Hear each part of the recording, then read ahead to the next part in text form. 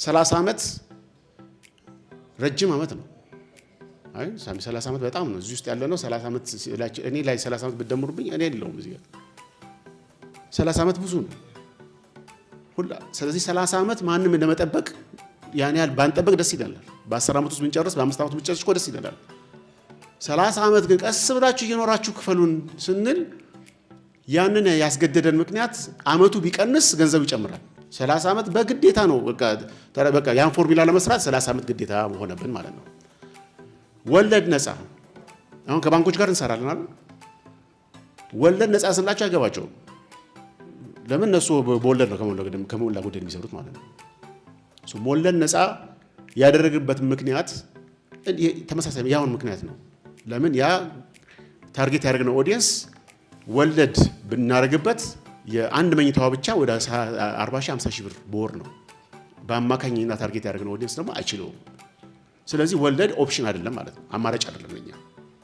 እንዲሁም ቀስ ብሎ እንዲከፈል እንዲሁም ልክ እንደተገባ አሁን የ60 ወር ኪራይ አለ 5 ዓመት ማለት ነው።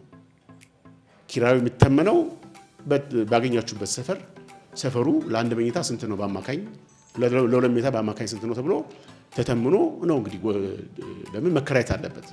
ኪራዩ ላይ 3 አማራጭ አለ። መጀመሪያ የራሳችሁ አማራጭ ነው። ውሳኔው የምትወስኑት እናንተ ናችሁ። ቤቱ እናንተ ስለሆነ ማለት ነው። ወይ ራሳችሁ ትከራያላችሁ ወይ ታከራያላችሁ። በኪራይ ውስጥ መሳተፍ ማትፈልጉ ከሆነ በአደራኛ ተከራይተን በእናንተ ስም ወደ ቋጡ ወደ ቀጣይ ባለድልኞች እንዲጠራቀም ወደ ቋጡ እናደርጋለን ማለት ነው። ኪ ሃውሲንግ ፋይናንስ ሶሉሽን ሪል ስቴት አይደለም ማለት ነው አይደል? ሪል ስቴት አይደለም። ራሳችን እንደ ሪል ስቴት አንቆጥርም አይደለንም። ከስማችን ከስያሜያችን ሲወሰድ ኪ ሃውሲንግ ፋይናንስ ሶሉሽን ያለው መሰረታዊ ችግሩ የቤት ችግር ለኛ ታርጌት ላደረግነው ስብስብ የገንዘብ ቤት የመግዣ ገንዘብ አለመኖር። ያም ደግሞ ለምንድን ነው ያልኖረው?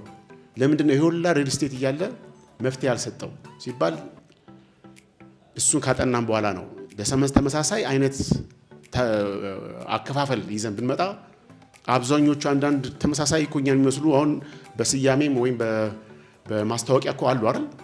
እቺን ብቻ ክፈሉና ምናምን ይላል። መጨረሻ ላይ ግን ልክ ቤቱ እንደሰጣችሁ ቤቱ እንደተረከባችሁ ጋር ከማን ጋር አገናኝቶ ቀጥታ በኮላተራል አድርጎ ገንዘቡን በብድር እንዲሰጠው ነው የሚያደርገው አብዛኛው ሪል ስቴት።